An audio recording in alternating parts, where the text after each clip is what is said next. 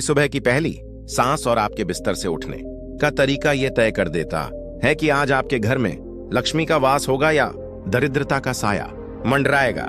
अगर आप अपनी गरीबी, अपने दुर्भाग्य और जीवन की असफलताओं से तंग आ चुके हैं और चाहते हैं कि धन और सुख खुद आपका पता पूछते हुए आपके दरवाजे पर आए, तो अगले कुछ मिनट अपनी जिंदगी की सबसे जरूरी शिक्षा समझकर सुनिएगा, क्योंकि आज जो रहस्य खुलने वाला है वो आपकी 7 पीढ़ियों का भाग्य बदल सकता है। नमो बुद्धाय। नमस्कार दोस्तों, आज फिर से स्वागत नहीं अभिनंदन है आपका अपने चैनल बुद्धा ब्लेसिंग इंस्पायर में, जहां हम भगवान बुद्ध की उन गहराइयों में उतरते हैं जो सदियों से इंसान के जीवन को रोशन करती आ रही हैं। आज का यह वीडियो कोई साधारण वीडियो नहीं है, यह एक यात्रा है, एक ऐसी यात्रा जो आपको अंधकार से प्रकाश की ओर और अभाव से प्रभाव की ओर ले जाएगी। मेरे प्रिय मित्रों, हम सब एक ही ऊर्जा से जुड़े हैं, हम सब उस परम सत्य का हिस्सा हैं। इसीलिए आज मैं आपसे एक वादा करता हूं कि अगर आपने इस वीडियो के एक एक शब्द को अपने भीतर उतरने दिया तो आप कल सुबह से वो इंसान नहीं रहेंगे जो आप आज हैं। कहानी बहुत पुरानी है। मगध राज्य के एक छोटे से गांव में सुमेध नाम का एक युवक रहता था। सुमेध का जीवन वैसा ही था जैसा आज हम में से बहुत से लोगों का है। सुबह से शाम तक कड़ी मेहनत करना, पसीना बहाना, लेकिन हाथ में सिवाय निराशा के और कुछ नहीं आता था। वह जितना धन कमाने के पीछे भागता, धन उससे उतना ही दूर भागता। ऐसा लगता था जैसे किस्मत ने उसके दरवाजे पर ताला लगा दिया हो। उसके मन में हमेशा एक ही चिंता चलती रहती थी कि कल क्या होगा, क्या मेरा जीवन ऐसे ही संघर्ष में बीत जाएगा। सुमेध की यह चिंता धीरे धीरे उसके चेहरे की रौनक खा गई और वह समय से पहले ही बूढ़ा दिखने लगा। एक दिन जब वह अपनी झोपड़ी के बाहर सिर पकड़कर बैठा था तो उसे खबर मिली कि पास के वन में भगवान बुद्ध अपने भिक्षुओं के साथ आए हैं। लोग कह रहे थे कि बुद्ध के पास हर समस्या का समाधान है, लेकिन सुमेध के मन में एक सवाल था कि क्या एक सन्यासी जिसने खुद राजपाट त्याग दिया हो वो मुझे धन कमाने का रहस्य बता सकता है? क्या एक भिक्षु मेरी गरीबी दूर कर सकता है? इसी द्वंद्व और एक हल्की सी उम्मीद के साथ सुमेध वन की ओर चल पड़ा। जब वह वहां पहुंचा तो उसने देखा कि बुद्ध एक विशाल बरगद के पेड़ के नीचे ध्यान मग्न बैठे हैं और उनके चारों ओर एक अद्भुत शांति है। एक ऐसी शांति जिसे सुमेध ने अपने जीवन में कभी महसूस नहीं किया था। दोस्तों, इससे पहले कि हम जानें कि बुद्ध ने सुमेध को वो कौन से 3 रहस्य बताए जो आपकी सुबह और आपकी किस्मत बदल सकते हैं, मैं आपसे एक छोटा सा सवाल पूछना चाहता हूं और आप मुझे कमेंट करके जरूर बताइएगा। जब आप सुबह सोकर उठते हैं तो आपके दिमाग में सबसे पहला विचार क्या आता है? क्या आप अपनी परेशानियों के बारे में सोचते हैं, या आप अपने मोबाइल को देखते हैं, या फिर आप ईश्वर का धन्यवाद करते हैं? ईमानदारी से कमेंट में बताइएगा, क्योंकि आपका उत्तर ही आपकी आज की स्थिति का दर्पण है। सुमेध डरते डरते बुद्ध के पास गया और उनके चरणों में गिर पड़ा। उसकी आंखों से आंसू बह रहे थे। उसने कहा, हे भगवान, मैं बहुत दुखी हूँ। मैं मेहनत तो बहुत करता हूँ, लेकिन धन मेरे पास नहीं टिकता। मुझे लगता है कि मैं दुर्भाग्य लेकर पैदा हुआ हूँ। कृपया मेरा मार्गदर्शन करें, मुझे अमीर बनने का कोई रास्ता दिखाएं। बुद्ध ने अपनी आंखें खोली। उनकी आंखों में करुणा का सागर था। उन्होंने सुमेध को देखा और मुस्कुराते हुए कहा, सुमेध, धन बाहर नहीं है, धन तुम्हारे भीतर है।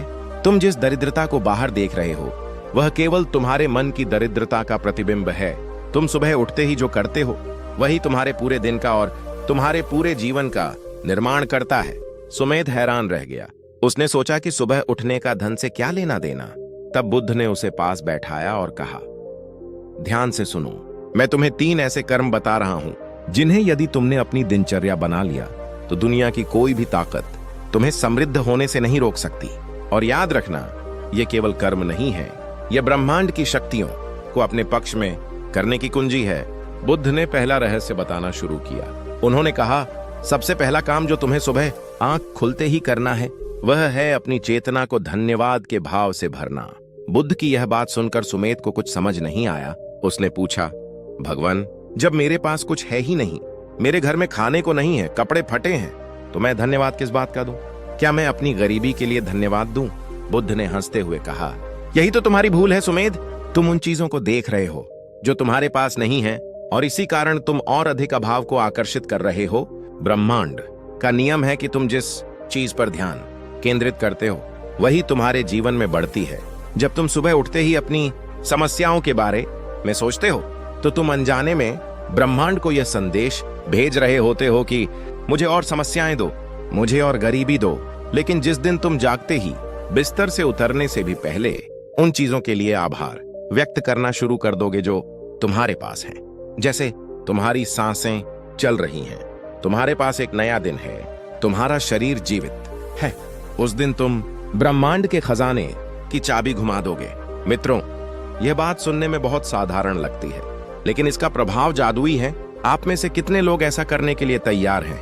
अपनी उपस्थिति दर्ज कराने के लिए और इस सकारात्मक ऊर्जा को स्वीकार करने के लिए कमेंट बॉक्स में नमो बुद्धाय अवश्य लिखें। यह केवल एक कमेंट नहीं है, यह आपकी स्वीकृति है कि आप बदलने के लिए तैयार हैं। और एक बात और, हमारे इस चैनल के माध्यम से हम इस ज्ञान को घर घर पहुंचाने का प्रयास कर रहे हैं। यदि आपको लगता है कि यह ज्ञान आपके जीवन में मूल्य जोड़ रहा है तो आप सुपर थैंक्स या चैनल की मेंबरशिप लेकर इस धर्म के कार्य में अपना योगदान दे सकते हैं।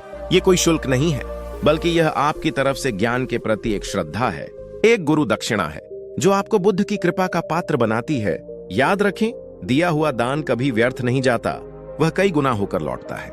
बुद्ध ने अपनी बात जारी रखते हुए कहा, सुमेध, जब तुम सुबह उठते हो तो तुम्हारी मन स्थिति स्टेट ऑफ माइंड एक गीली मिट्टी की तरह होती है। उस समय तुम जैसा विचार उस मिट्टी पर डालोगे पूरा दिन वही रूप ले लेगा।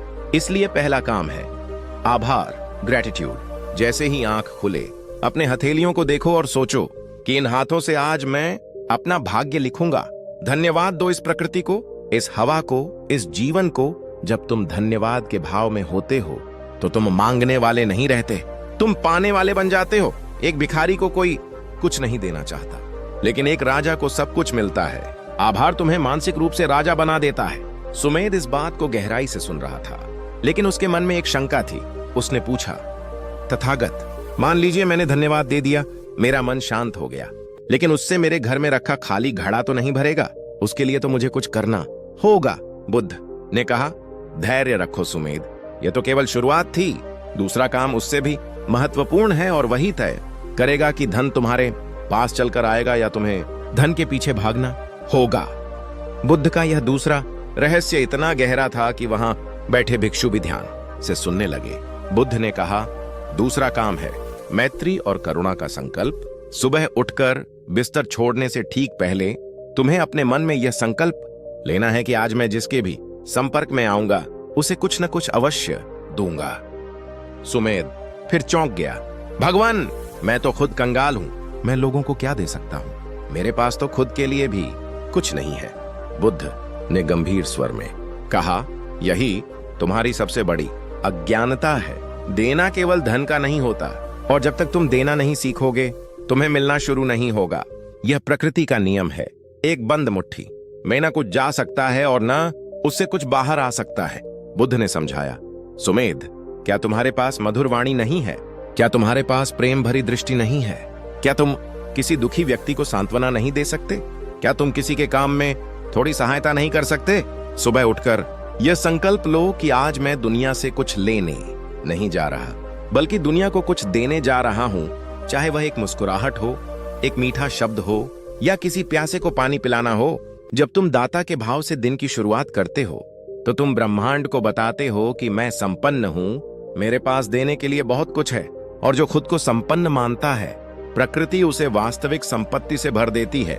दोस्तों, जरा सोचिए, हम हमेशा यही सोचते हैं कि हमें क्या मिलेगा। हम सुबह उठते ही अपने फायदे का गणित लगाने लगते हैं, और यही कारण है कि हम हमेशा घाटे में रहते हैं। बुद्ध हमें सिखा रहे हैं कि गणित को उल्टा कर दो, देने का सोचो, मिलने की चिंता छोड़ दो। मिलना तो उसका परिणाम है जो होकर ही रहेगा। क्या आप भी आज से यह संकल्प ले सकते हैं? अगर हां, तो इस वीडियो को लाइक करके अपनी सहमति दें और अपने उन मित्रों के साथ शेयर करें जिन्हें आप वास्तव में सुखी देखना चाहते हैं। यह शेयर करना भी आपका पहला दान हो सकता है। ज्ञान का दान सबसे बड़ा दान है। कहानी अभी खत्म नहीं हुई है, क्योंकि सुमेध के मन में अब भी एक बहुत बड़ा प्रश्न था, और बुद्ध द्वारा बताया जाने वाला तीसरा काम सबसे रहस्यमयी था। सुमेध ने पूछा, तथागत, मैं समझ गया कि मुझे आभार व्यक्त करना है और मुझे देने का भाव रखना है। लेकिन उस धन का क्या जो मुझे अपने परिवार का पेट भरने के लिए चाहिए? क्या मुझे कोई विशेष कर्म नहीं करना होगा? बुद्ध ने उसकी आंखों में देखा और कहा, तीसरा काम वह है जो तुम्हें सीधे ब्रह्मांड की अनंत ऊर्जा से जोड़ देगा। यह एक ऐसी क्रिया है जिसे 99% लोग भूल जाते हैं और इसीलिए वे जीवन भर भटकते रहते हैं। बुद्ध बोले, तीसरा काम है मौन में अपने लक्ष्य का स्पष्ट दर्शन, विजुअलाइजेशन इन साइलेंस। सुबह का समय जिसे ब्रह्म मुहूर्त कहा जाता है या सूर्योदय से ठीक पहले का समय, उस समय वातावरण में एक विशेष ऊर्जा होती है। उस समय तुम्हें 5 मिनट के लिए बिल्कुल शांत बैठना है, अपनी रीढ़ की हड्डी सीधी करनी है और अपनी दोनों आंखों के बीच, जिसे हम प्रज्ञा चक्षु कहते हैं, वहां ध्यान केंद्रित करना है। सुमेध ने पूछा, ध्यान करके मुझे क्या देखना है? क्या मुझे सोने के सिक्कों के बारे में सोचना है? बुद्ध मुस्कुराए, नहीं सुमेध, सोने के सिक्के तो जड़ वस्तु हैं। तुम्हें वह देखना है जो तुम उन सिक्कों से करना चाहते हो। तुम्हें खुद को एक ऐसे व्यक्ति के रूप में देखना है जो न केवल धनवान है बल्कि सुखी, शांत और परोपकारी है। तुम्हें यह महसूस करना है कि वह जीवन तुम जी रहे हो। तुम्हें उस खुशी को, उस सुरक्षा को, उस आनंद को अभी इसी पल महसूस करना है, जैसे कि वह तुम्हें मिल चुका है। जब तुम सुबह के उस शांत वातावरण में इस भाव को अपने भीतर जगाते हो तो तुम एक चुंबक बन जाते हो और अवसर, लोग और परिस्थितियां अपने आप तुम्हारी ओर खींचे चले आते हैं। यहाँ पर एक बहुत बड़ा ट्विस्ट है दोस्तों। सुमेध को लगा कि यह तो बहुत आसान है, बस आंख बंद करके सपना देखना है। लेकिन बुद्ध ने उसे रोका और कहा, रुको सुमेध, एक चेतावनी है। यदि तुमने इस तीसरे काम को गलत तरीके से किया या इसमें तुम्हारे मन में लालच या छल हुआ तो इसका परिणाम बहुत भयंकर हो सकता है। यह शक्ति 2-धारी तलवार की तरह है। सुमेध घबरा गया। उसने पूछा, कैसा खतरा भगवान? मुझे क्या सावधानी रखनी होगी? तब बुद्ध ने उसे पात्रता, डिजर्विंगनेस का रहस्य बताया जो अक्सर लोग मिस कर जाते हैं और इसीलिए वे लॉ ऑफ अट्रैक्शन या प्रार्थनाओं के बाद भी असफल रहते हैं। बुद्ध ने कहा, तुम जो मांग रहे हो वह तुम्हें नहीं मिलेगा। तुम्हें वह मिलेगा जिसके तुम योग्य हो, और योग्यता केवल चाहने से नहीं आती। योग्यता आती है तुम्हारे चरित्र से, तुम्हारी नीयत से। सुबह के उस मौन में यदि तुमने यह सोचा कि मैं धनवान होकर दूसरों को नीचा दिखाऊंगा या मैं केवल अपने भोग विलास के लिए धन चाहता हूं, तो तुम विनाश को निमंत्रण दे रहे हो। लेकिन यदि तुम्हारा भाव यह है कि हे ब्रह्मांड, मुझे साधन दो ताकि मैं अपने परिवार की सेवा कर सकूं, समाज का भला कर सकूं और धर्म के मार्ग पर चल सकूं, तो तुम्हारी यह प्रार्थना एक महाशक्ति बन जाएगी। मित्रों, यहां रुककर एक पल के लिए सोचिए, क्या हम अपनी प्रार्थनाओं में सिर्फ स्वार्थ नहीं देखते? क्या हम कभी यह सोचते हैं कि भगवान हमें धन क्यों दे? हमारा उद्देश्य क्या है? बुद्ध कह रहे हैं कि उद्देश्य, पर्पस ही वही ईंधन है जो धन की गाड़ी को आपके घर तक लाएगा। अगर आप हमारे चैनल के एक निष्ठावान सदस्य बनना चाहते हैं और इस तरह के गहरे ज्ञान को नियमित रूप से प्राप्त करना चाहते हैं, तो ज्वाइन बटन दबाकर मेंबरशिप जरूर लें। इससे न केवल आप हमें सहयोग करेंगे बल्कि आप उस समुदाय का हिस्सा बनेंगे जो सत्य की खोज में है। यह एक पवित्र बंधन है जो हमें और आपको जोड़ता है। अब सुमेध ने इन 3 कामों को करने का निश्चय किया। वह बुद्ध को प्रणाम करके अपने गांव लौट आया। लेकिन कहानी में असली मोड़ अब आता है। सुमेध ने पहले दिन ये तीनों काम किए। उसने सुबह उठकर धन्यवाद दिया, उसने देने का संकल्प लिया और उसने ध्यान में खुद को समृद्ध देखा। उसे लगा कि शाम तक कोई चमत्कार होगा, शायद कहीं से गड़ा हुआ धन मिल जाएगा। लेकिन शाम हुई और कुछ नहीं हुआ। उल्टा उस दिन उसकी पत्नी बीमार हो गई और उसे अपनी जमा पूंजी में से भी कुछ पैसे खर्च करने पड़े। सुमेध का विश्वास डगमगा गया। उसे लगा कि क्या साधु की बात झूठ थी? क्या मैं व्यर्थ ही उम्मीद लगा बैठा? दूसरे दिन फिर उसने वही किया, लेकिन दूसरे दिन उसे काम भी नहीं मिला। अब सुमेध के सब्र का बांध टूटने लगा था। उसके मन में क्रोध आने लगा। ये सब ढोंग है, धन्यवाद देने से पेट नहीं भरता। वह तीसरे दिन सुबह गुस्से में उठा और उसने तय किया कि वह आज ये सब नहीं करेगा। वह वापस अपनी पुरानी आदतों पर लौटने ही वाला था कि तभी उसके दरवाजे पर एक दस्तक हुई। दरवाजा खोलते ही उसने देखा कि एक बहुत ही बूढ़ा और कमजोर व्यापारी खड़ा है जो प्यास से तड़प रहा था। सुमेध के मन में आया कि इसे भगा दूं, मैं खुद परेशान हूं, मैं इसकी क्या मदद करूं। लेकिन तभी उसके कानों में बुद्ध के शब्द गूंज उठे। दूसरा काम, देने का संकल्प, सुमेध एक पल के लिए ठिठका। उसके भीतर एक युद्ध चला, एक तरफ उसका गुस्सा और गरीबी, दूसरी तरफ बुद्ध का वचन। क्या उसे उस व्यापारी की मदद करनी चाहिए या दरवाजा बंद कर लेना चाहिए? यही वह क्षण है दोस्तों जहां हम सब हार जाते हैं। जब परीक्षा की घड़ी आती है तो हम अपनी पुरानी आदतों के गुलाम बन जाते हैं। लेकिन सुमेध ने एक लंबी सांस ली और उसने क्या किया और कैसे इसे एक छोटी सी घटना ने उसके जीवन में धन की वर्षा की शुरुआत कर दी। और क्या था वह गुप्त मंत्र जो बुद्ध ने उसे कान में दिया था, जिसे उसने अभी तक प्रयोग नहीं किया था? ये कहानी अब एक ऐसे मोड़ पर है जहां से सुमेध का जीवन पूरी तरह पलटने वाला है। लेकिन क्या वह उस बूढ़े व्यापारी के रूप में आए भाग्य को पहचान पाएगा? सुमेध के भीतर उस समय एक भीषण युद्ध चल रहा था। एक तरफ उसकी अपनी दरिद्रता थी जो उसे चीख चीख कर कह रही थी कि दरवाजा बंद कर ले, तेरे पास खुद पीने को पानी कम है, तेरे घर में आटा खत्म होने वाला है, तू इस अजनबी पर अपना संसाधन क्यों बर्बाद कर रहा है। और दूसरी तरफ उसके कानों में बुद्ध की वो शांत और गंभीर आवाज गूंज रही थी, देने का संकल्प। सुमेध का हाथ दरवाजे की कुंडी पर था, वह उसे बंद करने ही वाला था कि तभी उसकी नजर उस बूढ़े व्यापारी की फटी हुई एड़ियों और सूखे हुए होठों पर पड़ी। उस बूढ़े की आंखों में एक ऐसी लाचारी थी जो सुमेध ने अक्सर अपनी आंखों में आईने में देखी थी। उस एक पल में सुमेध का अहंकार टूट गया। उसने एक गहरी सांस ली, अपने गुस्से को पिया और दरवाजे को पूरा खोल दिया। उसने मन ही मन बुद्ध से कहा, भगवान, मैं नहीं जानता कि इसका फल क्या होगा, लेकिन आज मैं अपनी गरीबी से हारूंगा नहीं। आज मैं एक अमीर की तरह व्यवहार करूंगा। उसने उस बूढ़े व्यापारी को सहारा देकर अपनी झोपड़ी के अंदर बुलाया, अपनी टूटी हुई खटिया पर बैठाया और अपनी पत्नी से कहा कि मटके में बचा हुआ सारा पानी ले आए। उसकी पत्नी ने हैरानी से उसकी ओर देखा, क्योंकि वह जानती थी कि पानी लाने के लिए उन्हें मीलों दूर जाना पड़ता है। लेकिन सुमेध की आंखों में एक अलग ही चमक थी। उसने विरोध नहीं किया और पानी ले आई। सुमेध ने न केवल उस व्यापारी को पानी पिलाया, बल्कि अपनी और अपनी पत्नी के हिस्से की बची हुई 2 रोटियां भी उस व्यापारी के सामने रख दी। यह सुमेध के लिए बहुत बड़ा बलिदान था।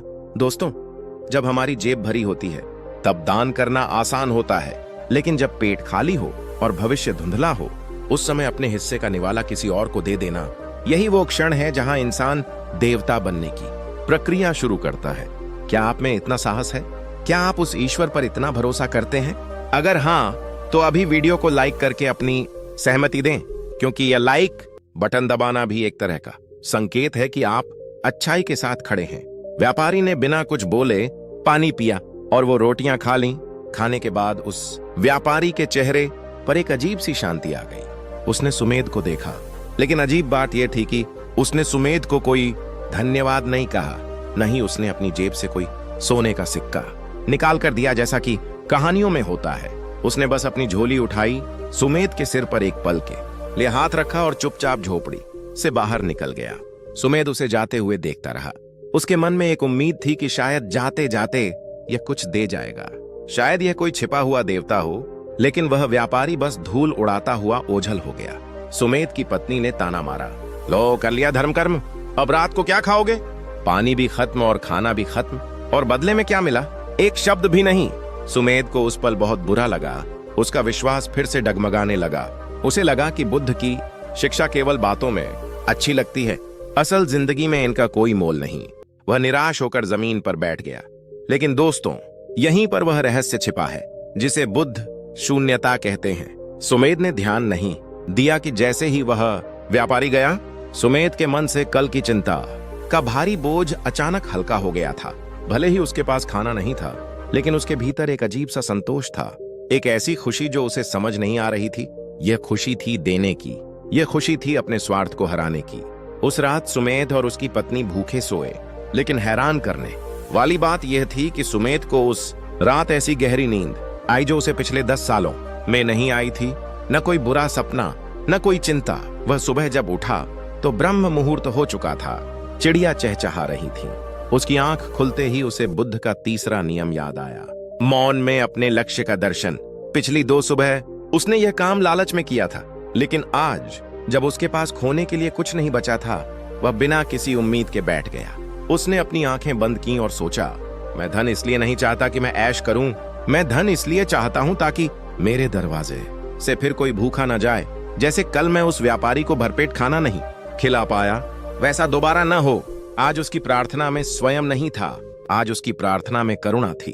और मित्रों, ब्रह्मांड केवल उन प्रार्थनाओं को सुनता है जिनमें दूसरों का भला छिपा हो।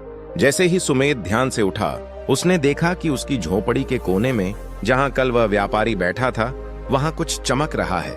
उसकी धड़कनें तेज हो गईं। वह दौड़कर वहां गया। उसने देखा कि वहां एक छोटी सी मखमली थैली पड़ी थी, जो शायद उस व्यापारी की कमर से गिर गई थी या उसने जानबूझकर छोड़ दी थी। सुमेध के हाथ कांपने लगे। उसने थैली उठाई। वह भारी थी। उसने कांपते हाथों से उसकी डोरी खोली और जैसे ही उसने थैली को उल्टा किया, उसकी झोपड़ी का कच्चा फर्श सुनहरी रोशनी से जगमगा उठा। उसमें से 10 सोने की मोहरें और एक बेशकीमती पन्ना एमराल्ड नीचे गिरा। सुमेध और उसकी पत्नी की आंखें फटी की फटी रह गईं। ये इतना धन था कि उनकी आने वाली 7 पीढ़ियां बैठकर खा सकती थीं। उसकी पत्नी खुशी से पागल हो गई। वह उन सिक्कों को चूमने लगी। देखो देखो, महाराज बुद्ध का चमत्कार, हमारी किस्मत बदल गई, अब हम अमीर हैं। सुमेध भी क्षण भर के लिए खुशी से भर गया। उसे लगा कि उसकी तपस्या सफल हो गई। उसने सोचा कि अब वह एक बड़ा मकान बनाएगा, नए कपड़े खरीदेगा, गांव वालों को दिखाएगा कि सुमेध अब गरीब नहीं रहा। लेकिन तभी उसके दिमाग में एक बिजली सी कौंधी। उसे बुद्ध का एक और उपदेश याद आया जो उन्होंने प्रवचन के अंत में कहा था, और यह उपदेश बहुत कम लोग याद रखते हैं, लेकिन यही वह परीक्षा है जो तय करती है कि धन आपके पास टिकेगा या आपको बर्बाद करेगा। बुद्ध ने कहा था, सुमेध, जो धन तुम्हारे श्रम या तुम्हारे पुण्य का नहीं है, वह विष के समान है। गिरा हुआ, पड़ा हुआ या भूला हुआ धन कभी किसी का भला नहीं करता। वह अपने साथ दुर्भाग्य लेकर आता है, जब तक कि उसे उसके सही स्वामी तक न पहुंचा दिया जाए या उसे जन कल्याण में न लगा दिया जाए। सुमेध का हाथ रुक गया। वह सिक्कों को मुट्ठी में भींचकर खड़ा हो गया। एक तरफ उसकी पत्नी थी जो सुनहरे भविष्य के सपने देख रही थी, और दूसरी तरफ उसका अंतर्मन था जो कह रहा था, यह तेरा नहीं है, यह उस बूढ़े व्यापारी का है। शायद यह उसकी जीवन भर की कमाई हो, शायद उसे इसकी सख्त जरूरत हो। अगर तूने इसे रख लिया तो तू चोर कहलाएगा, बाहर की दुनिया के लिए नहीं बल्कि अपनी नजरों में। दोस्तों, यह ईमानदारी की परीक्षा, टेस्ट ऑफ इंटीग्रिटी है। हम सब भगवान से मांगते हैं, लेकिन जब भगवान हमें गलत रास्ते से परखता है तो हम फिसल जाते हैं। सुमेध के सामने अब जीवन का सबसे बड़ा धर्म संकट था। क्या उसे वो धन रख लेना चाहिए जिसे उसने नहीं चुराया, बस उसे मिला है, या उसे उस व्यापारी को खोजने जाना चाहिए जिसका कोई अता पता नहीं है? सुमेध ने अपनी पत्नी की ओर देखा और कहा, हम यह धन नहीं रख सकते। उसकी पत्नी का चेहरा उतर गया। वह चिल्लाई, तुम्हें पागलपन का दौरा पड़ा है? लक्ष्मी खुद घर आई है और तुम उसे ठुकरा रहे हो। हमने उसे खाना खिलाया, ये उसी का फल है। सुमेध ने शांति से कहा, फल वो होता है जो दिया जाए, न कि वो जो गिर जाए। अगर यह उसकी इच्छा से दिया गया होता तो बात और थी, लेकिन यह गिर गया है, यह चोरी है। सुमेध ने वह थैली उठाई और फैसला किया कि वह उस व्यापारी को ढूंढने जाएगा। मित्रों, यह निर्णय लेना आसान नहीं होता। अगर आप सुमेध की जगह होते तो क्या करते?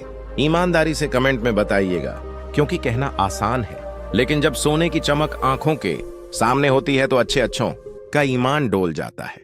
और यही कारण है कि हम चाहते हैं कि आप हमारे परिवार बुद्धा ब्लेसिंग इंस्पायर के साथ गहराई से जुड़ें। चैनल को सब्सक्राइब करें और बेल आइकॉन दबाएं, ताकि जब भी आपका मन कमजोर पड़े, हमारे वीडियो आपको सही रास्ता दिखा सकें। आप हमें सुपर थैंक्स भेजकर इस धर्म युद्ध में हमारा सहयोग कर सकते हैं, क्योंकि सत्य के मार्ग पर चलने के लिए भी संसाधनों की आवश्यकता होती है। सुमेध थैली लेकर गांव से बाहर की ओर भागा। वह उसी दिशा में गया जिधर वह व्यापारी गया था। धूप तेज हो चुकी थी। सुमेध नंगे पैर दौड़ रहा था। वह हर आने जाने वाले से पूछ रहा था, क्या तुमने किसी बूढ़े व्यापारी को देखा है जिसके कपड़े फटे हों और जो बीमार सा दिखता हो? लोग उसे पागल समझ रहे थे। कोई उस पर हंस रहा था तो कोई उसे धक्के मार रहा था। सुमेध दोपहर तक दौड़ता रहा। उसका गला सूख गया था, पैर छिल गए थे, लेकिन उसने हार नहीं मानी। करीब 10 मील दूर जाने के बाद उसे एक चौराहे पर कुछ लोग बात करते हुए दिखे। उसने वहां जाकर उस व्यापारी का हुलिया बताया। एक व्यक्ति ने कहा, हाँ, मैंने ऐसे एक बूढ़े को देखा था। वह तो राजनगर की ओर जा रहा था, लेकिन वह कोई व्यापारी नहीं लग रहा था। वह तो भिखारी जैसा था। सुमेध को आशा की किरण दिखी। वह राजनगर की ओर दौड़ पड़ा, जो वहां से और 5 मील दूर था। जब वह राजनगर के मुख्य द्वार पर पहुंचा तो शाम ढलने वाली थी। वह थक कर चूर हो चुका था, लेकिन उसकी मुट्ठी में वह थैली अभी भी कसकर दबी हुई थी। शहर के द्वार पर सैनिकों का पहरा था।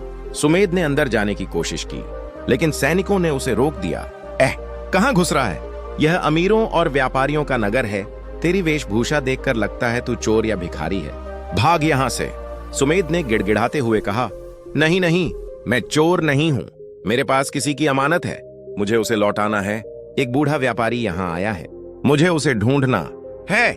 सैनिकों ने हंसते हुए कहा। अमानत तेरे पास? दिखा क्या है? सुमेध ने भोलेपन में वह थैली निकालकर दिखा दी। जैसे ही सैनिकों ने वह मखमली थैली और उस पर बना हुआ राजसी चिन्ह देखा, उनकी आंखें फैल गईं। उन्होंने तुरंत अपने भाले सुमेध की गर्दन पर टिका दी। अरे, यह तो शाही खजाने की थैली है। यह तो महाराज के विशेष दूध की थैली है। तूने इसे कहां से चुराया? सुमेध घबरा गया। नहीं, मैंने नहीं चुराया। यह मेरी झोपड़ी में गिर गई थी। मैं तो इसे लौटाने आया। लेकिन सैनिकों ने उसकी एक न सुनी। उन्होंने उसे पकड़ लिया और रस्सियों से जकड़ दिया। झूठ बोलता है। तूने अवश्य उस दूध को मारकर यह थैली लूटी है, तभी तू यहां तक आया है। अब तुझे सीधा महाराज के सामने पेश किया जाएगा और चोरी की सजा तो तू जानता ही है, मृत्युदंड। सोचिए दोस्तों, सुमेध ने क्या किया था। उसने बुद्ध के कहने पर सुबह उठकर धन्यवाद दिया। उसने अपना भोजन दान किया। उसने लालच त्याग कर ईमानदारी दिखाई, और उसका परिणाम क्या मिला? मृत्युदंड। क्या बुद्ध की शिक्षा गलत थी? क्या अच्छाई का जमाना नहीं है? सुमेध को घसीटते हुए राजमहल की ओर ले जाया जाने लगा। लोग उस पर पत्थर फेंक रहे थे। चोर, हत्यारा। सुमेध की आंखों से आंसू बह रहे थे। वह मन ही मन चिल्लाया। बुद्ध, आपने मुझे किस मार्ग पर धकेल दिया? मैंने तो धर्म का पालन किया था, फिर यह सजा क्यों? लेकिन सुमेध नहीं जानता था कि वह बूढ़ा व्यक्ति कोई साधारण व्यापारी नहीं था, और वह थैली कोई साधारण धन नहीं थी। यह सब एक बहुत बड़ी योजना का हिस्सा था जो ब्रह्मांड ने उसके लिए रची थी। जब उसे राज दरबार में ले जाकर राजा के सामने पटका गया तो वहां एक ऐसा दृश्य था जिसने सुमेध के होश उड़ा दिए। राजा के सिंहासन के पास वही बूढ़ा व्यक्ति खड़ा था, लेकिन अब वह फटे हुए कपड़ों में नहीं था। उसने रेशमी वस्त्र पहने हुए थे और राजा स्वयं उसके सामने हाथ जोड़कर खड़े थे। सुमेध को लगा वह सपना देख रहा है। सैनिकों ने राजा से कहा, महाराज, हमने इस चोर को पकड़ा है। इसने आपके राजगुरु की थैली चुराई थी और शायद उन्हें नुकसान पहुंचाने की कोशिश की थी। राजा की आंखों में क्रोध आ गया। उन्होंने तलवार निकाल ली। मेरे गुरु की अमानत को हाथ लगाने की जुर्रत? इस दुष्ट का सिर धड़ से अलग कर दिया जाए। सुमेध कांपने लगा। मौत उसके सामने खड़ी थी। उसने अपनी आंखें बंद कर लीं और आखिरी बार बुद्ध का स्मरण किया। तभी वह बूढ़ा व्यक्ति, जो अब राजगुरु के रूप में था, जोर से हंसा और बोला, रुको राजन। पूरी सभा शांत हो गई। राजगुरु ने सीढ़ियों से नीचे उतरकर सुमेध के पास आए। उन्होंने अपने हाथों से सुमेध की रस्सियां खोली। राजा और सैनिक हैरान थे। राजगुरु ने सुमेध को गले लगा लिया और राजा से कहा, राजन, ये चोर नहीं है, ये मगध का सबसे अमीर आदमी है। सब चौंक गए। सबसे अमीर? यह फटेहाल आदमी? राजगुरु ने मुस्कुराते हुए कहा, हाँ, क्योंकि जिसके पास ईमानदारी और त्याग का धन है, उससे बड़ा धनवान इस दुनिया में कोई नहीं है। फिर राजगुरु ने सुमेध की ओर मुड़कर कहा, सुमेध, मैं तुम्हारी झोपड़ी में अपनी थैली भूल नहीं गया था। मैंने उसे जानबूझकर छोड़ा था। मैं देखना चाहता था कि बुद्ध का उपदेश तुम्हारे कानों तक पहुंचा है या तुम्हारे हृदय तक। तुमने मुझे पानी पिलाया, यह तुम्हारी दया थी। तुमने मुझे भोजन दिया, यह तुम्हारा त्याग था। और तुम 10 स्वर्ण मुद्राओं के लालच को ठुकराकर अपनी जान जोखिम में डालकर इसे लौटाने यहां तक आए, यह तुम्हारी सत्यनिष्ठा थी। सुमेध अभी भी सन्न था। उसे कुछ समझ नहीं आ रहा था। राजगुरु ने फिर राजा से कहा, राजन, मैंने आपसे कहा था कि मुझे अपने राज्य के कोषाध्यक्ष, ट्रेजरर के पद के लिए एक ऐसा व्यक्ति चाहिए जो सोने के ढेर पर बैठकर भी अपनी नीयत न बदले। मुझे वो हीरा मिल गया है। राजा ने सुमेध को आदर के साथ देखा और कहा, अगर गुरुदेव ने तुम्हें चुना है तो तुम साधारण नहीं हो सकते। राजा ने घोषणा की, आज से सुमेध को हमारे राज्य का शाही कोषाध्यक्ष नियुक्त किया जाता है, और इसे रहने के लिए राजमहल के पास एक हवेली और 1000 स्वर्ण मुद्राएं उपहार में दी जाती है। सुमेध के पैरों तले जमीन खिसक गई। कल तक जो आदमी 2 रोटियों के लिए तरस रहा था, आज वह राज्य के खजाने का मालिक बनने वाला था। यह धन चलकर उसके पास आया था, जैसा कि बुद्ध ने कहा था। लेकिन दोस्तों, कहानी यहां खत्म नहीं होती, क्योंकि पद मिलना एक बात है और उसे संभालना दूसरी बात। सुमेध अब अमीर तो हो गया, लेकिन उसके सामने अब एक नई और खतरनाक चुनौती आने वाली थी। शाही दरबार में कई मंत्री थे जो सुमेध से जलते थे, क्योंकि एक गरीब को इतना बड़ा पद मिल गया था। उन्होंने सुमेध को फंसाने के लिए एक ऐसा षड्यंत्र रचा जो सुमेध की बुद्धि और बुद्ध की दी हुई शिक्षा की असली परीक्षा लेने वाला था। सुमेध के पदभार संभालने के 1 हफ्ते बाद ही राज्य के खजाने से एक बेशकीमती नीलम चोरी हो गया और सारे सबूत सुमेध की ओर इशारा कर रहे थे। मंत्रियों ने राजा के कान भर दिए कि देखा महाराज, कुत्ते को घी हजम नहीं होता, गरीबी की आदत है, चोरी तो करेगा ही। राजा का विश्वास डगमगाने लगा। सुमेध फिर से संकट में था, लेकिन इस बार उसके पास बुद्ध का दिया हुआ ज्ञान था। सुमेध को यह साबित करना था कि वह निर्दोष है, लेकिन कैसे? सबूत उसके खिलाफ थे। तब सुमेध ने बुद्ध के उन 3 नियमों में से एक नियम का प्रयोग किया, लेकिन इस बार एक नए तरीके से। उसने राजा से कहा, महाराज, मुझे 1 दिन का समय दें, मैं चोर को पकड़कर आपके सामने लाऊंगा, लेकिन मेरी एक शर्त है। राजा ने पूछा, क्या शर्त है? सुमेध ने कहा, कल सुबह दरबार में राज्य के सभी मंत्रियों को खाली हाथ नहीं, बल्कि एक मुट्ठी चावल लेकर आना होगा, और वह चावल कैसा होना चाहिए, यही इस रहस्य की चाबी है। आखिर सुमेध ने चावल मंगाकर क्या करने वाला था, और कैसे मुट्ठी भर चावल से वह उस शातिर चोर को पकड़ने वाला था जिसने बिना कोई सुराग छोड़े चोरी की थी? क्या सुमेध अपनी बुद्धिमानी से बच पाएगा, या इस बार उसे जेल जाना ही पड़ेगा? यह एक ऐसा मनोवैज्ञानिक खेल, साइकोलॉजिकल गेम था जो सुमेध खेलने जा रहा था, जो उसने बुद्ध के सानिध्य में सीखा था। दोस्तों, अगर आप जानना चाहते हैं कि सुमेध ने चावलों से चोर को कैसे पकड़ा और कैसे उसने अपने शत्रुओं को, सुमेध ने उस रात क्या तैयारी की, यह जानना आपके लिए बहुत जरूरी है, क्योंकि आपके जीवन में भी ऐसे लोग हैं जो आपको गिराना चाहते हैं, और सुमेध का तरीका आपको उन लोगों से निपटना सिखाएगा। अगली सुबह का सूरज एक अजीब सी खामोशी लेकर उगा था। राजदरबार खचाखच भरा हुआ था। हवा में तनाव इतना घना था कि उसे चाकू से काटा जा सकता था। राजा अपने सिंहासन पर क्रोध की मुद्रा में बैठे थे। उनकी आंखों में अंगारे दहक रहे थे, क्योंकि उनके पूर्वजों की निशानी, वह बेशकीमती नीलम चोरी हो गया था, और शक की सुई सीधे उनके नए और चहेते कोषाध्यक्ष सुमेध पर थी। सुमेध दरबार के बीचों बीच खड़ा था, बिल्कुल शांत, जैसे समुद्र की गहराई में कोई हलचल ना हो। उसके चेहरे पर न डर था, न घबराहट, बल्कि एक हल्की सी मुस्कान थी, वही मुस्कान जो उसने बुद्ध के चेहरे पर देखी थी। उसके सामने राज्य के सभी 12 मंत्री खड़े थे, जिनके पसीने छूट रहे थे, क्योंकि वे जानते थे कि आज कुछ ऐसा होने वाला है जो पहले कभी नहीं हुआ। राजा ने कड़कती आवाज में पूछा, सुमेध, तुम कह रहे थे कि तुम आज चोर को पकड़ लोगे, कहां है चोर? और ये चावल मंगाने का क्या नाटक है? क्या तुम दरबार का मजाक उड़ाने आए हो? मंत्रियों ने दबी हंसी हंसी। वे सुमेध की असफलता का जश्न मनाने के लिए तैयार थे। सुमेध ने राजा को नमन किया और अपनी जेब से एक छोटी सी पुड़िया निकाली, जिसमें कुछ विशेष प्रकार के चावल थे। उसने कहा, महाराज क्षमा करें, लेकिन यह कोई साधारण चावल नहीं है, यह सत्य अन्न है जिसे मैंने बुद्ध के मठ से प्राप्त किया है। इन चावलों में एक दैवीय शक्ति है, यह झूठ और पाप को पहचानते हैं। सुमेध की यह बात सुनकर मंत्रियों के चेहरों का रंग उड़ गया। जो लोग अंधविश्वासी थे, उनके पैर कांपने लगे।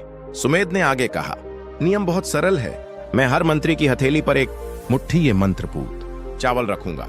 आप सभी को अपनी आंखें बंद करनी हैं और 1 मिनट तक इन चावलों को अपने मुंह में रखकर चबाना है। याद रहे, निगलना नहीं है, बस चबाना है। ठीक 1 मिनट बाद मैं कहूंगा थूको, तब आपको वो चावल सामने रखे पत्ते पर थूक देना है। सुमेध ने एक चेतावनी भी दी, जो व्यक्ति निर्दोष होगा उसके मुंह के चावल गीले और लेप जैसे बनकर बाहर आएंगे, लेकिन जिसने चोरी की है या जिसके मन में पाप है, ये जादुई चावल उसके मुंह में आग की तरह जलेंगे और बिल्कुल सूखे बाहर आएंगे। वे गीले हो ही नहीं सकते, क्योंकि पाप जल को सोख लेता है।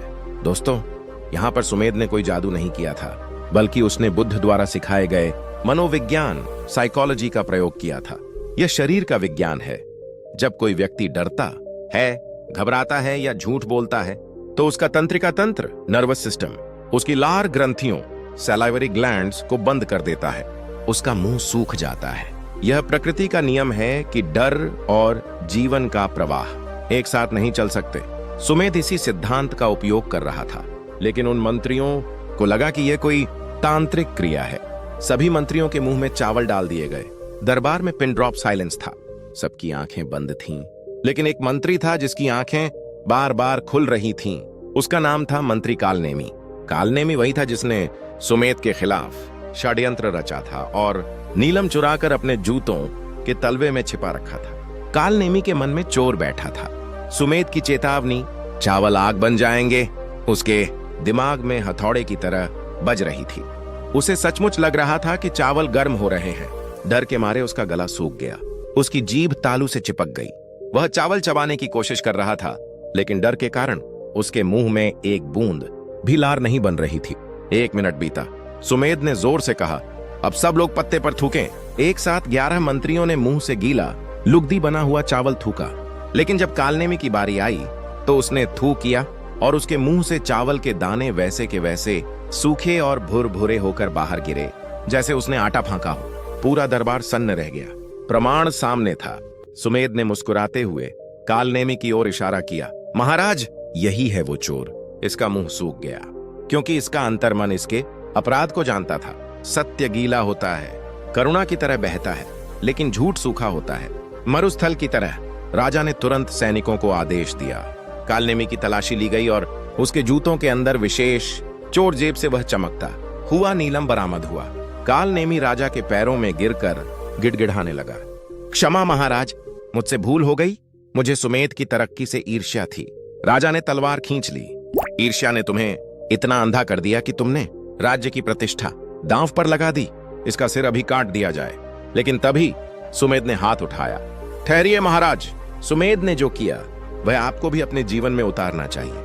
अगर आप सुमेध की जगह होते तो शायद दुश्मन के खात्मे से खुश होते, लेकिन सुमेध अब बुद्ध की राह पर था। उसने कहा, महाराज, यदि हम इसे मार देंगे तो इसकी बुराई समाप्त होगी, लेकिन यदि हम इसे क्षमा कर देंगे तो इसकी बुराई अच्छाई में बदल सकती है।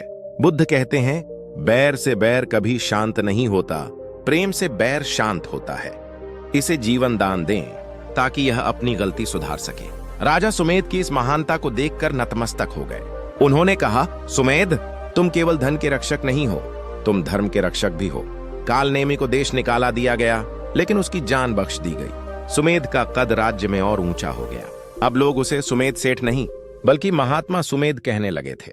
उसके घर के बाहर रोज सुबह गरीबों की भीड़ लगने लगी और वह अपनी दिनचर्या के अनुसार सुबह उठकर धन्यवाद देता, दान करता और ध्यान करता, सबकी मदद करता। धन उसके पास बारिश की तरह बरस रहा था। वह जो भी व्यापार छूता वह सोना बन जाता। दोस्तों, यहां तक तो कहानी अच्छी लगती है। हमें लगता है कि और वे खुशी खुशी रहने लगे, हैप्पीली एवर आफ्टर। लेकिन जीवन कोई परी कथा नहीं है। जीवन एक परीक्षा है, और सबसे कठिन परीक्षा तब शुरू होती है जब आप शिखर पर होते हैं। सफलता को संभालना असफलता से लड़ने से ज्यादा मुश्किल होता है। और यहीं से हमारी कहानी में एक ऐसा काला मोड़ आता है जो सुमेध को अर्श से फर्श पर लाने के लिए तैयार खड़ा था। समय बीतता गया। 1 साल, 2 साल, 5 साल। सुमेध अब मगध का सबसे शक्तिशाली व्यक्ति बन चुका था। राजा के बाद उसी का नंबर था। उसके पास इतना धन था कि वह पूरे शहर को खरीद सकता था। लेकिन धीरे धीरे बहुत ही सूक्ष्म तरीके से एक बदलाव आने लगा। शुरुआत में सुमेध काम की व्यस्तता के कारण सुबह का ध्यान, विजुअलाइजेशन छोड़ने लगा। उसने सोचा, अब तो सब कुछ मिल गया है, अब ध्यान में क्या मांगना, अब तो मैं ही देने वाला हूं। फिर कुछ महीनों बाद उसने सुबह उठकर धन्यवाद, ग्रेटिट्यूड देना बंद कर दिया। उसे लगने लगा कि अपना मित्र बना लिया तो हमारे साथ बने रहें। ये ज्ञान अब और गहरा होने वाला है। लेकिन इससे पहले कि हम आगे बढ़ें, मैं आपसे एक छोटा सा निवेदन करता हूं। इस वीडियो को अपने परिवार के साथ बैठकर देखें, क्योंकि यह केवल कहानी नहीं, जीवन जीने की कला है। और अगर आप चाहते हैं कि हम इस तरह की दुर्लभ कहानियां खोज कर लाते रहें, तो चैनल की मेंबरशिप ज्वाइन करके हमारे हाथ मजबूत करें। कमेंट में बुद्ध शरणम गच्छामि लिखकर अपनी उपस्थिति दर्ज कराएं। यह सब मेरी मेहनत और मेरी बुद्धि का फल है। मैंने चोर को पकड़ा, मैंने खजाना बढ़ाया, तो मैं धन्यवाद किसे दूं? मैं खुद इसका हकदार हूं। और अंत में वह दान देने की क्रिया भी यांत्रिक, मैकेनिकल हो गई। वह अब अपने हाथों से दान नहीं देता था। उसने नौकर रख लिए थे जो गरीबों को खाना बांटते थे। सुमेध अब उन गरीबों की शक्ल भी नहीं देखता था। उसे उनकी बदबू से घिन आने लगी थी। क्या आप देख पा रहे हैं दोस्तों, यह हम सबकी कहानी है। जब हम मुसीबत में होते हैं तो हम भगवान का नाम जपते हैं, नैसे वदे करते हैं, हम विनम्र होते हैं। लेकिन जैसे ही अच्छे दिन आते हैं हमारा अहंकार जाग जाता है। हम उस सीढ़ी को लात मार देते हैं जिसके सहारे हम ऊपर चढ़े थे। सुमेध भूल गया था कि बुद्ध ने कहा था, ये 3 काम केवल धन पाने के लिए नहीं बल्कि धन को पचाने के लिए भी जरूरी हैं। परिणाम आने में देर नहीं लगी। प्रकृति का न्याय बहुत ही शांत कदमों से आता है। एक दिन सुमेध अपने महल की छत पर टहल रहा था। शाम का समय था। उसने देखा कि उसके बगीचे के सबसे सुंदर पेड़, जिसे वह बहुत पसंद करता था, उसके पत्ते अचानक पीले पड़कर गिरने लगे हैं। उसने माली को डांटा, लेकिन माली ने कहा, हुजूर, मैं रोज पानी देता हूं, पता नहीं जड़ में क्या समस्या है। उसी रात सुमेध को एक भयानक सपना आया। उसने देखा कि वह एक रेगिस्तान में खड़ा है। उसके पास सोने के मटके हैं, लेकिन उनमें पानी नहीं बल्कि बिच्छू भरे हैं। वह प्यास से तड़प रहा है, लेकिन सोने का कोई भी सिक्का उसकी प्यास नहीं बुझा पा रहा। वह पसीने से लथपथ होकर जागा। उसका गला सूखा हुआ था। उसने पानी मांगा, लेकिन जैसे ही उसने गिलास उठाया उसके हाथ से गिलास छूटकर गिर गया। उसके दाहिने हाथ में, जिस हाथ से उसने कभी उस बूढ़े व्यापारी को पानी पिलाया था, अचानक एक कंपन, ट्रेमर शुरू हो गया था। उसे लगा शायद थकान है, लेकिन वह कंपन रुका नहीं। अगले कुछ दिनों में सुमेध का स्वभाव चिड़चिड़ा हो गया। वह छोटी छोटी बातों पर अपनी पत्नी और नौकरों पर चिल्लाने लगा। उसके घर से हंसी गायब हो गई और फिर वह मनहूस दिन आया। राजा ने सुमेध को एक अति आवश्यक बैठक के लिए बुलाया। पड़ोसी राज्य कलिंग के साथ युद्ध की स्थिति बनी हुई थी। राजा सुमेध की सलाह पर बहुत भरोसा करते थे।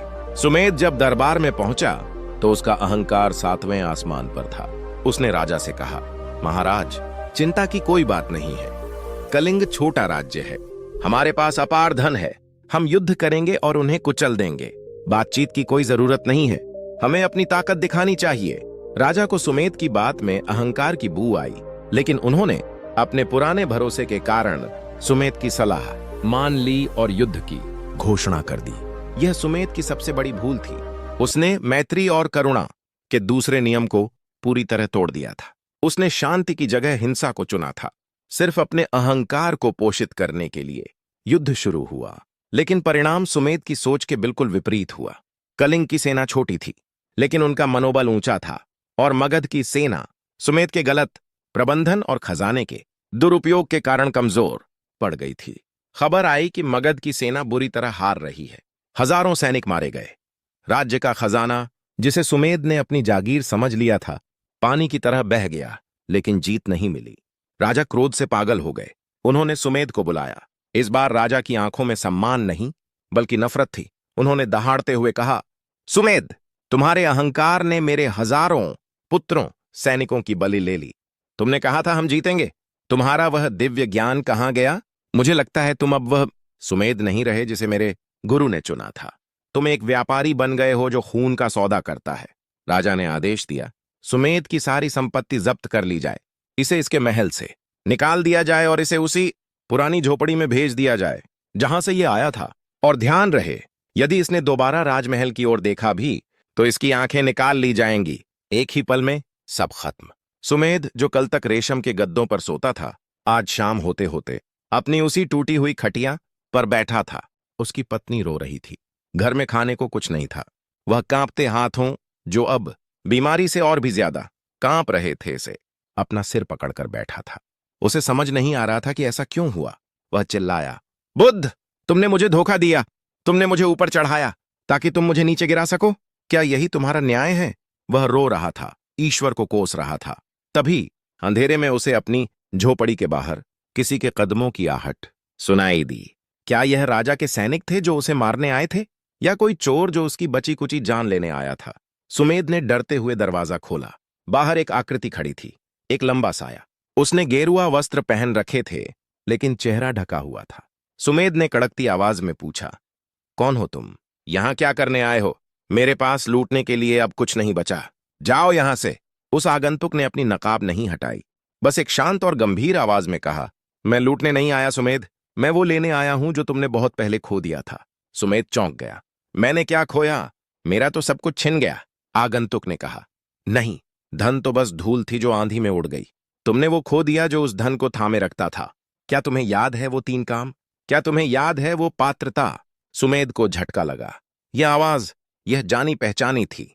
आगंतुक ने आगे कहा, सुमेध, तुम मुझे पहचान नहीं रहे, लेकिन मैं वही हूं जिसने तुम्हें पहली बार रास्ता दिखाया था।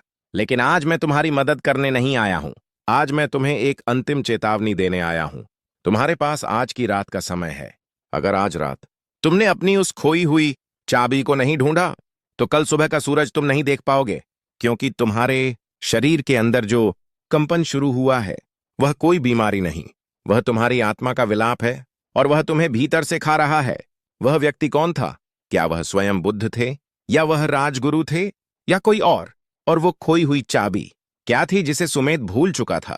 सुमेध के पास सिर्फ एक रात थी, और उसकी पत्नी की हालत भी अब बिगड़ने लगी थी, शायद भूख से या सदमे से। मित्रों, आप देख रहे हैं कि कैसे इंसान जब जड़ों से कट जाता है तो वह सूख जाता है।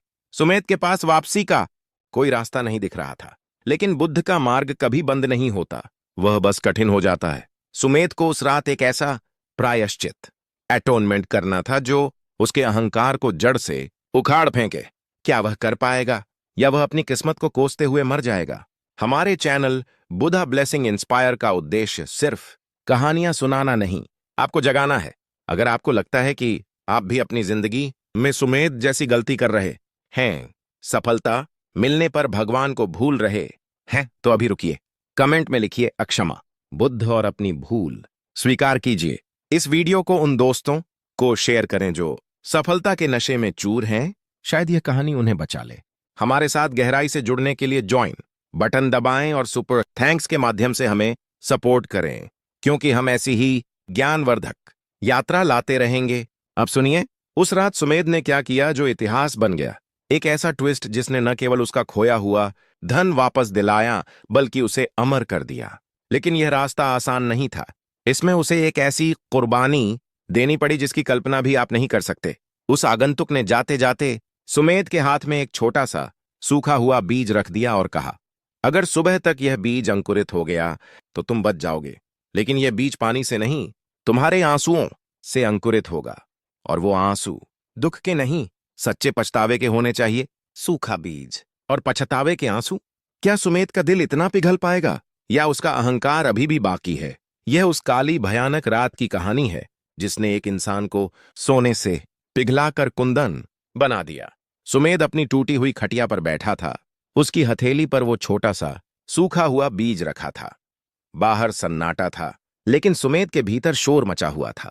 उसे उस आगंतुक की बात याद आ रही थी। यह बीज पानी से नहीं, सच्चे पछतावे के आंसुओं से अंकुरित होगा। सुमेध ने सोचा, रोना यह तो बहुत आसान है, और उसने अपनी बदकिस्मती को याद करना शुरू किया। उसने सोचा कि कैसे कल वह मखमल पर सोता था और आज टाट पर बैठा है। कैसे लोग उसे झुककर सलाम करते थे और आज उसे धिक्कार रहे हैं। यह सोचते सोचते उसकी आंखों से आंसू बहने लगे। टप टप करके आंसू उस बीज पर गिरे। सुमेध ने उम्मीद से देखा कि शायद बीज में कोई हलचल होगी, शायद कोई अंकुर फूटेगा। लेकिन 1 घंटा बीत गया, 2 घंटे बीत गए, बीज वैसा का वैसा ही रहा, पत्थर जैसा कठोर और निर्जीव। सुमेध घबरा गया। उसने और रोने की कोशिश की। उसने अपने भाग्य को कोसा, भगवान को कोसा, अपनी पत्नी की बीमारी को देखकर रोया, लेकिन बीज नहीं हिला। तब सुमेध को एक गहरा झटका लगा। उसे समझ आया कि वह अभी भी स्वार्थ के लिए रो रहा है। वह अपनी हानि, लॉस के लिए रो रहा है, अपनी गलती, मिस्टेक के लिए नहीं। वह इसलिए दुखी है क्योंकि उसका खजाना छिन गया, इसलिए नहीं कि उसने हजारों सैनिकों को मरवा दिया या अपने अहंकार में अंधा हो गया।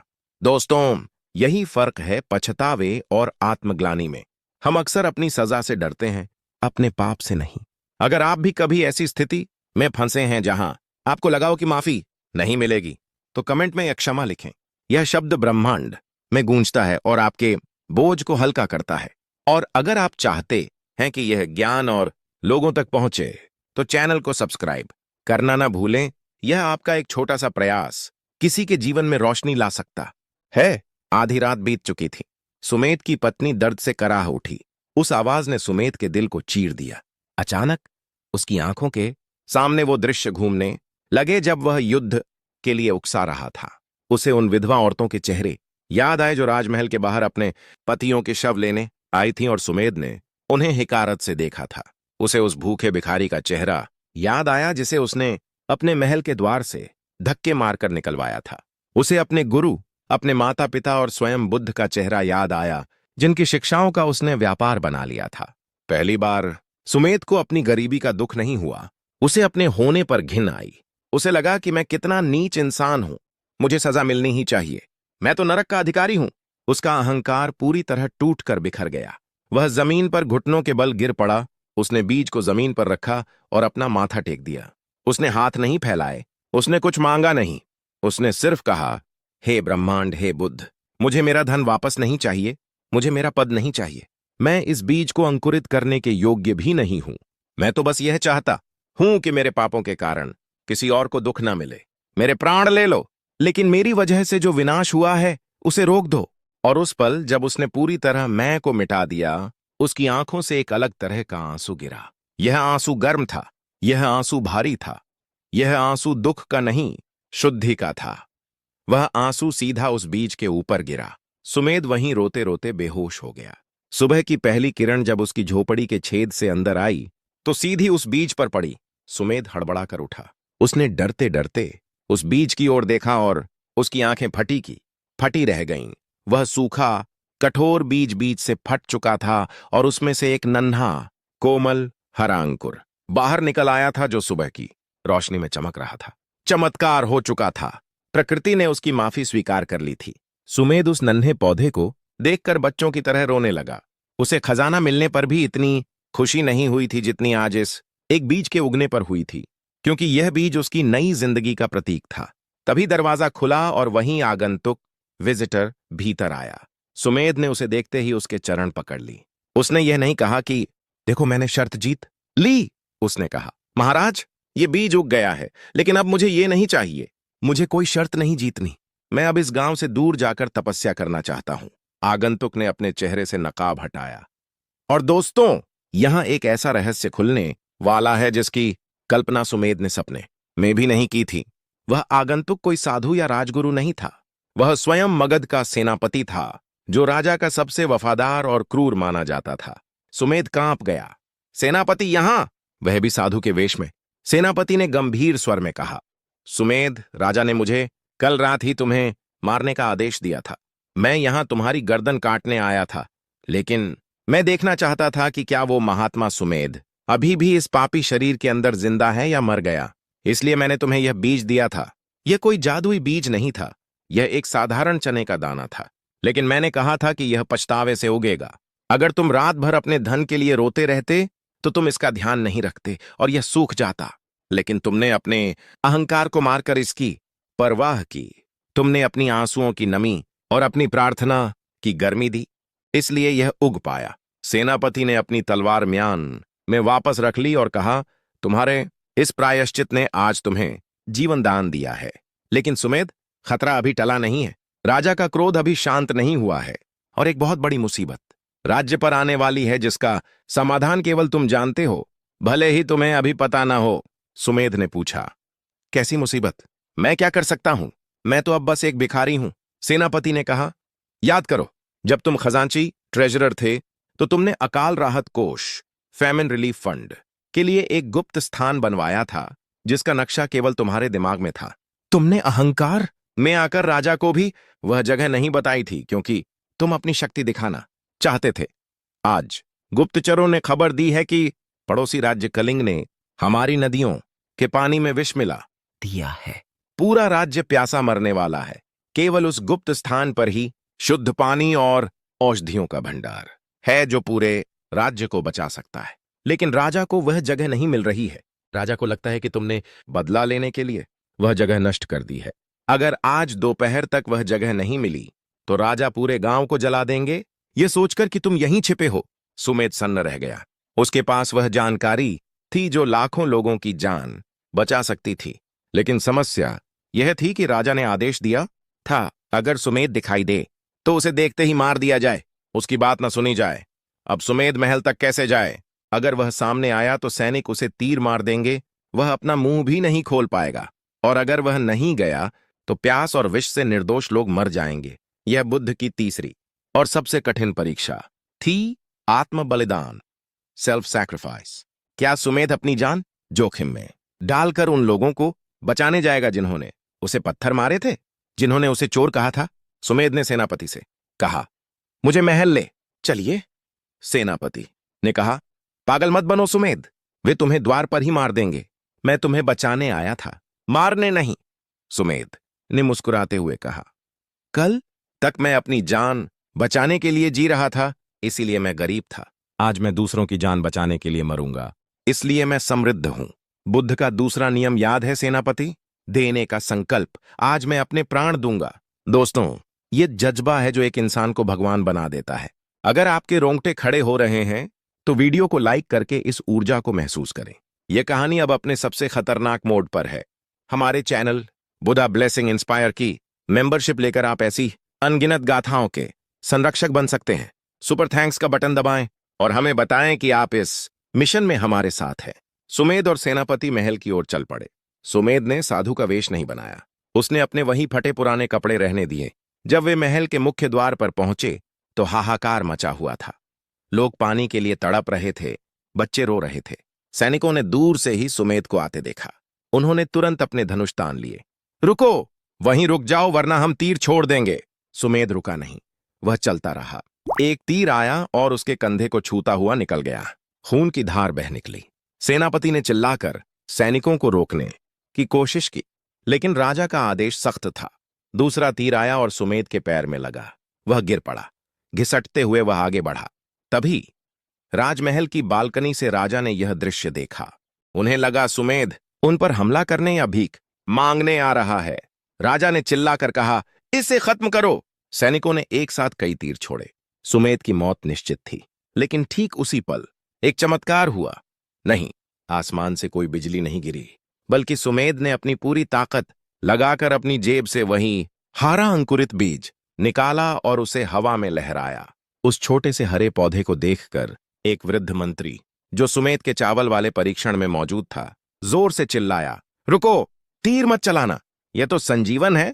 सब रुक गए। राजा भी हैरान थे। संजीवन? सुमेध, जो खून से लथपथ था, उसने कांपती आवाज में कहा, महाराज, मुझे मार दीजिए, लेकिन मेरे मरने से पहले उत्तर दिशा की पुरानी गुफा बरगद के पेड़ के नीचे खुदाई करवाइए। वहीं है पानी का भंडार और विष की काट। यह बीज उसी गुफा की मिट्टी का सबूत है। इतना कहकर सुमेध बेहोश हो गया। राजा को अपनी गलती का एहसास हुआ। उन्होंने तुरंत सैनिकों को उस गुफा की ओर भेजा। कुछ ही घंटों में खबर आई, वहां पानी का विशाल भंडार मिल गया है और औषधियां भी सुरक्षित हैं। सुमेध ने सच बोला था। उसने अपनी जान की परवाह न करते हुए अपने हथियारों को बचाया था। राजा दौड़ते हुए वैद्यशाला हॉस्पिटल गए, जहां सुमेध जीवन और मृत्यु से जूझ रहा था। राजा ने सुमेध का हाथ पकड़ा और रो पड़े। सुमेध, मैंने तुम्हें पहचानने में भूल कर दी। तुम केवल धन के रक्षक नहीं, तुम तो प्राणों के रक्षक हो। सुमेध ने धीरे से आंखें खोली। उसके चेहरे पर पीड़ा थी, लेकिन एक परम शांति भी थी। उसने राजा से कहा, राजन, धन आता है और जाता है, पद मिलता है और छिन जाता है, लेकिन सुबह उठकर की गए वो 3 काम, आभार, दैना और नेक नीयत, यही असली संपत्ति है जो अंत समय में भी साथ रहती है। आज मैं खाली हाथ नहीं जा रहा हूं, मैं अपने साथ पूरे राज्य का आशीर्वाद लेकर जा रहा हूं। सुमेध बच गया, लेकिन उसने फिर कभी कोषाध्यक्ष का पद स्वीकार नहीं किया। उसने अपना बाकी जीवन बुद्ध के चरणों में और लोगों की सेवा में बिताया। वह सुमेध भिक्षु बन गया, जिसकी झोपड़ी पर राजा भी सिर झुकाने आते थे। लेकिन ठहरिए, कहानी यहां खत्म नहीं होती। आप सोच रहे होंगे कि चलो सब ठीक हो गया, लेकिन मैंने आपसे एक ट्विस्ट का वादा किया था, एक ऐसा मोड़ जो आपको सोचने पर मजबूर कर देगा कि क्या वास्तव में हम जिसे अंत समझते हैं वो अंत है। सुमेध के भिक्षु बनने के कई सालों बाद जब वह बूढ़ा हो गया था, एक दिन वह उसी बरगद के पेड़ के नीचे बैठा ध्यान कर रहा था जहां उसे पहली बार बुद्ध मिले थे। तभी वहां एक नौजवान आया। वह नौजवान बहुत परेशान लग रहा था। उसके कपड़े महंगे थे, लेकिन चेहरा उदास था। वह सुमेध के पास आया और बोला, बाबा, मैं बहुत दुखी हूं। मेरे पास सब कुछ है, लेकिन शांति नहीं है। मैं अमीर बनना चाहता हूं और अमीर बनना चाहता हूं। क्या आपके पास कोई उपाय है? सुमेध ने अपनी आंखें खोलीं और उस नौजवान को देखा। सुमेध की आंखों में एक चमक आई। उसने मुस्कुराते हुए कहा, हाँ, मेरे पास उपाय है। सुबह उठकर सबसे पहले बुद्ध के ये 3 काम करो, धन खुद चलकर आएगा। और जैसे ही सुमेध ने यह कहा, उसे उस नौजवान के गले में एक लॉकेट दिखा। वह लॉकेट वही था जो उस बूढ़े व्यापारी राजगुरु ने पहना था, और वह नौजवान कोई और नहीं बल्कि उसी कालनेमी जिसने चोरी की थी का बेटा था, जो अब सुमेध से अनजाने में वही ज्ञान मांग रहा था। ब्रह्मांड का चक्र पूरा हो चुका था। सुमेध समझ गया कि यह ज्ञान अब एक नई परीक्षा लेने जा रहा है। क्या कालनेमी का बेटा सुमेध बन पाएगा या वह फिर से वही गलती दोहराएगा? सुमेध ने उसे ज्ञान देने से पहले एक शर्त रखी। मैं तुम्हें अमीर बनने का राज बताऊंगा, लेकिन पहले तुम्हें मेरे साथ 1 महीना इस झोपड़ी में रहना होगा, बिना किसी सुख सुविधा के। क्या वह अमीर लड़का तैयार होगा? दोस्तों, यही जीवन है। ज्ञान वही है, लेकिन पात्र बदलते रहते हैं। आप आज इस कहानी के पात्र हैं। सुमेध ने जो 3 काम बताए, आभार ग्रेटिट्यूड, देने का संकल्प गिविंग, पात्रता का दर्शन विजुअलाइजेशन विद इंटीग्रिटी, इन तीनों को अपनी सुबह का हिस्सा बना लो। मैं, आपका दोस्त और मार्गदर्शक, आपसे वादा करता हूं कि अगर आप 21 दिनों तक लगातार ये 3 काम करते हैं तो 22वें दिन आपको मुझसे पूछने की जरूरत नहीं पड़ेगी। परिणाम आपके बैंक अकाउंट में, आपके रिश्तों में और आपकी मन की शांति में दिखेगा। लेकिन याद रखें, ट्विस्ट अभी भी आपकी जिंदगी में बाकी है। क्या आप वो ट्विस्ट खुद लिखना चाहते हैं? तो उठिए और कर्म कीजिए। जाने से पहले हमारे इस परिवार बुद्धा ब्लेसिंग इंस्पायर का अटूट हिस्सा बने। सब्सक्राइब का बटन दबाना आपकी प्रतिज्ञा है कि आप अच्छाई के रास्ते पर चलेंगे। वीडियो को लाइक करें ताकि यह सकारात्मकता ब्रह्मांड में फैले। और हां, कमेंट में नमो बुद्धाय, मैं तैयार हूं, लिखना ना भूलें। आपकी यह कमेंट आपकी हाजिरी है जो ईश्वर के दरबार में लग रही है। सुपर थैंक्स और मेंबरशिप के जरिए आप हमें मदद कर सकते हैं ताकि हम ऐसी और भी कहानियां जो इतिहास के पन्नों में खो गई हैं, उन्हें खोजकर आपके लिए ला सकें। हम सब एक हैं। आपका कल्याण ही हमारा उद्देश्य है। अगली वीडियो में हम जानेंगे कि सोते समय बुद्ध का कौन सा एक शब्द बोलने से 24 घंटे में समस्या हल होती है। वह वीडियो मिस मत करना। तब तक के लिए मुस्कुराते रहिए, देते रहिए और अमीर बनते रहिए, धन से भी और मन से भी। उस नौजवान का नाम विक्रांत था, और जैसा कि सुमेध ने पहचान लिया था, वह उसी कालनेमी का पुत्र था जिसने कभी सुमेध को फंसाने की कोशिश की थी। नियति का खेल देखिए। पिता ने सुमेध से ईर्ष्या की थी और पुत्र आज उसी सुमेध